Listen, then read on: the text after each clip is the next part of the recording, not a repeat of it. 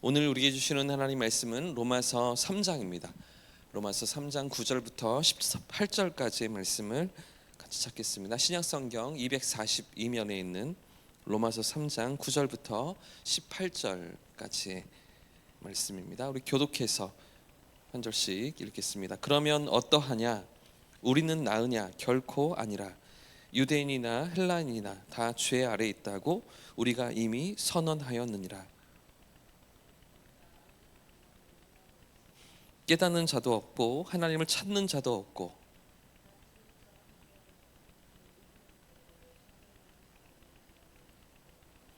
그들의 목구멍은 열린 무덤이요 그 혀로는 속임을 일삼으며 그 입술에는 독사의 독이 있고 그 발은 피 흘리는데 빠른지라. 평강의 길을 알지 못하였고 하나님을 두려워함이 없느니라 함과 같으니라. 아멘. 할렐루야. 오늘도 하나님께서 말씀 가운데 저와 여러분을 만나 주실 줄 믿습니다. 우리가 어제까지 살핀 로마서 3장에서 바울은 두 가지 질문을 다루고 있었습니다. 첫 번째는요, 유대인의 나음이 무엇이며 할례의 유익이 무엇인가 하는 질문이었습니다. 바울은 유대인들이 하나님의 말씀을 맡았기에, 율법을 가졌기에 큰 유익이 있다라고 답했었는데요, 하지만 그들의 불의함이, 그 말씀을 지키지 않고 따르지 않는 신실하지 못함이 있다고 지적하고 있었습니다. 그런데도 하나님의 의로우심과 신실하심은 여전하시고 그들의 삶을 또 붙드시며 그들 가운데 있다고 강조하고 있었는데요, 둘째는요, 우리의 불의가 하나님의 의를 드러낸다면 죄를 짓는 것이 유익하지 않느냐라는 질문이었습니다. 이에 대해서 바울은 강력하게 부정했죠. 하나님은 거룩하시고 공의로우신 분이시기 때문에 죄를 결코 용납하지 않으신다라고 선언하고 있었습니다. 자, 그리고 이제 오늘 본문에서 이어지는 논증에서 바울은 유대인과 이방인 모두가 죄 아래 있음을 확실히 드러냅니다. 먼저 9절 말씀을 보십시오. 같이 한번 더 읽겠습니다. 9절입니다. 시작. 그러면 어떠하냐? 우리는 나으냐? 결코 아니라. 유대인이나 헬라인이나 다 죄 아래 있다고 우리가 이미 선언하였느니라. 아멘. 바울은 또다시 질문하고 있죠. 그러면 우리는 나은가? 우리는 더 우월한가? 하는 질문입니다. 여기서 우리가 누구를 가리킵니까? 우리는 이렇게 말할 때 우리가 누구입니까? 유대인입니다. 3장 1절에서부터 하나님께로부터 율법을 받았고 그 말씀을 맡았던 이 유대인들의 특권에 관해서 논의해 왔잖아요. 그래서 지금 이 질문은 그런 율법과 말씀을 맡았던 우리가, 유대인들이 과연 더 나은 존재인가, 이런 질문인데요. 즉 유대인들이 하나님의 율법을 받았다고 해서 본질적으로 더 의로운가 하는 것입니다. 바울의 대답이 무엇입니까? 그렇지 않다는 것입니다. 왜 그렇습니까? 유대인과 이방인 모두가 죄 아래 있기 때문이죠. 이것은 바울이 로마서 1장에서 이방인들의 죄를 다루고 로마서 2장에서 유대인들의 죄를 지적한 내용과 똑같은 결론입니다. 그래서 우리가 이미 선언하였느니라, 9절 마지막에 이렇게 말하고 있죠. 이미 그렇게 우리가 다루었다는 것입니다. 율법이 있어도 하나님의 계시를 받았어도 인간이 스스로 의로워질 수는 없습니다. 율법이 없어도 이방인들도 자신의 선행이나 노력으로 이 죄의 문제를 해결할 수가 없다는 것이죠. 그렇기 때문에 결론은 유대인이나 이방인이나 다 하나님 앞에서 동일한 죄인이다 라는 결론입니다. 여러분, 우리가 종종 세상을 살아가면서 나도 모르게 우리가 그렇게 하려고 하는 것이 아닌데 우리 안에서 이런 생각들이 일어날 때가 있습니다. 다른 사람들과 나를 비교하면서 우리 안에서 내가 원했던, 내가 생각했던 것이 아니라 우리 마음 가운데 이런 생각들이 일어날 때가 있습니다. 나는 저 사람보다는 더 낫지, 이런 생각들입니다. 나는 저 사람보다는 그래도 더 선해, 이런 비교의식이 나도 모르게 우리 속에서 무의식적으로 일어나는 것이죠. 하지만 여러분, 성경이 우리에게 가르쳐주는 진리가 무엇입니까? 모든 사람이 죄 아래 있다는 것입니다. 우리의 행위나 배경이나 착함이 아니라 하나님 앞에서 과연 내가 어떤 존재인가를 깨달아야 한다고 오늘 성경이 지적하고 있는 것인데요. 자, 이어지는 말씀이 이 부분을 분명히 가르쳐 줍니다. 자, 10절부터 12절 말씀 제가 읽겠습니다. 기록된 바 의인은 없나니 하나도 없으며 깨닫는 자도 없고 하나님을 찾는 자도 없고 다 치우쳐 함께 무익하게 되고 선을 행하는 자는 없나니 하나도 없도다. 여기서 바울은 시편과 전도서 말씀을 인용하고 있습니다. 그러면서 인간의 죄악됨을 논증하는데요. 특히 의인은 없나니 어떻게 없다고요? 하나도 없습니다. 단 한 사람도 스스로 의로워질 수 있는, 스스로 의로워져서 하나님 앞에 설 수 있는 존재가 없다는 것이죠. 이것은 인간이 본성적으로 타락했으며 어떤 외적인 한 부분이나 내적인 한 영역에서 고장이 아니라 인간의 본성 자체가 망가지고 부패하여서 타락하여서 스스로의 힘으로는 결코 하나님 앞에 나아갈 수 없음을 의미합니다. 그래서 깨닫는 자가 없습니다. 인간 스스로가 깨달을 수 없습니다. 인간의 마음과 의지, 이성과 감정 모든 영역에서 죄로 오염된 상태이기 때문에 죄가 죄인지 모른다는 겁니다.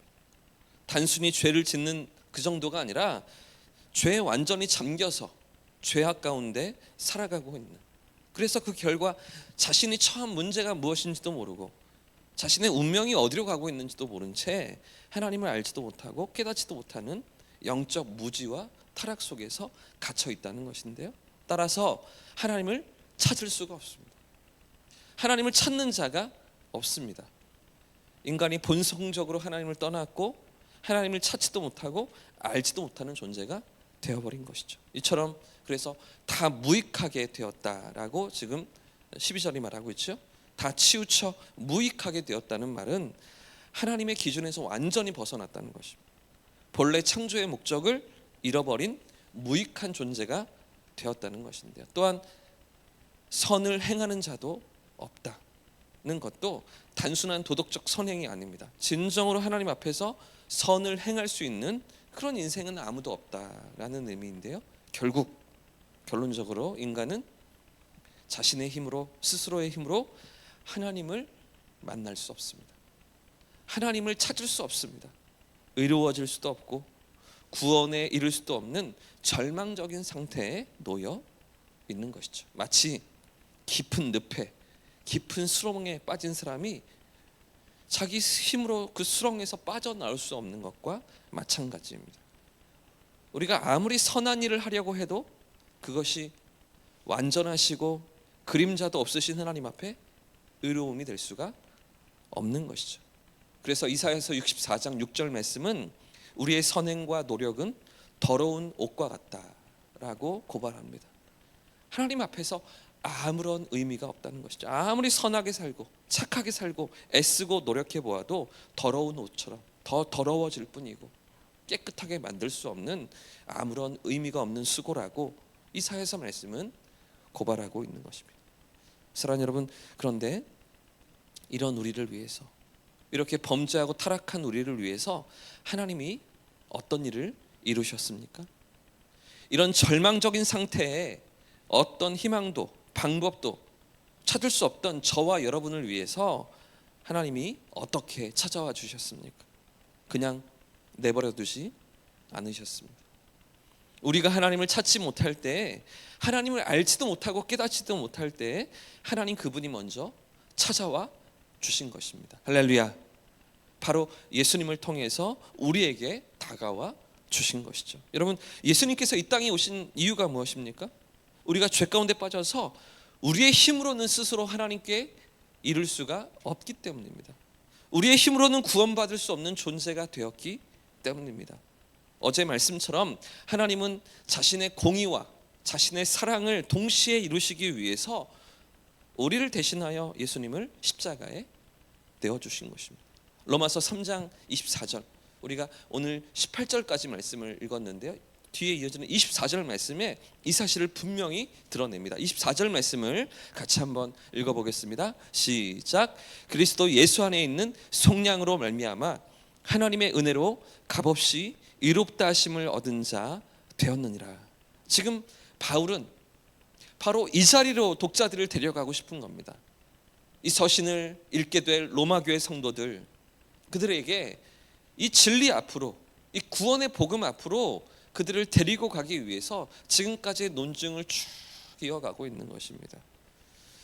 계속 우리가 얼마나 심각한 죄인이었는지, 얼마나 타락하고 부패하여서 스스로 구원에 이를 수 없는 존재였는지를 고발하고 지적해 왔잖아요. 우리가 새벽마다 한 대목 한 대목씩 본문을 살피고 있기 때문에 왜 자꾸 죄에 대해서만 이야기하지? 왜 계속 어둡고 부정적인 이야기만 말하고 있는 거지? 이렇게 생각할 수 있지만 사실은 우리가 얼마나 타락하고 철저히 무능한 존재인지 깨닫지 않으면 하나님의 은혜가 얼마나 크고 놀라운지를 이해할 수 없습니다. 그래서 바울은 계속해서 로마서 1장과 2장과 3장에서 계속해서 인간의 죄된 본성을 지적하면서 오직 예수 그리스도의 은혜로만, 그분의 대속의 은혜로만 의로워질 수 있음을 선포하기 위해 나아가고 있는 것인데, 조금만 더 우리가 이 죄의 문제를 다루고 바로 이제 하나님의 의, 우리에게 주시는 하나님의 칭의, 의롭다 하심.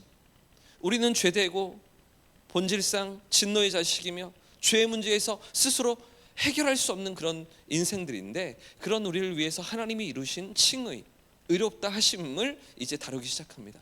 이 자리로 우리를 데려가기를 원하는 것인데요, 사랑하는 여러분, 우리가 죄에서 용서받으며 의로워질 수 있는 유일한 길은 오직 예수님의 대속의 은혜밖에 없는 줄 믿습니다.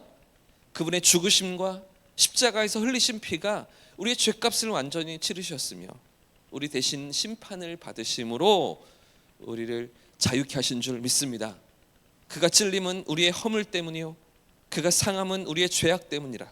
그가 징계를 받음으로 우리는 평화를 누리고 그가 채찍에 맞음으로 우리는 나음을 받았도다. 이것이 하나님의 크신 사랑과 은혜입니다. 우리는 아무런 공로가 없습니다.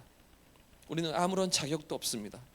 그러나 하나님께서 값없이 베푸신 그리스도의 희생을 통해 우리가 의롭다 하심을 받는 것 아닙니까?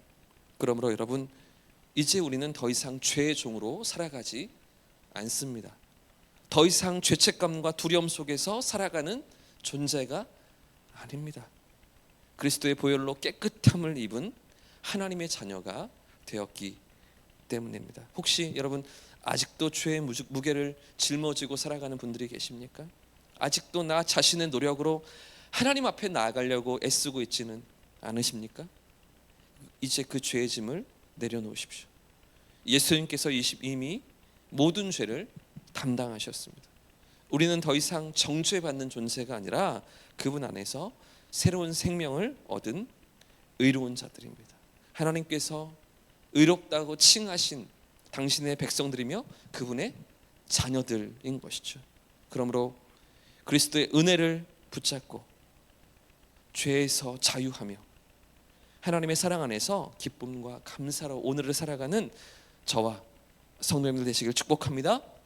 어떤 삶의 문제 앞에서도 우리를 사랑하시는 하나님의 사랑과 변함없으신 그 은혜 속에서 흔들리지 않는 믿음으로 오늘을 살아가고 우리 삶의 걸음을 주님과 함께 내딛는 복된 하루가 되시기를 예수님의 이름으로 축복합니다.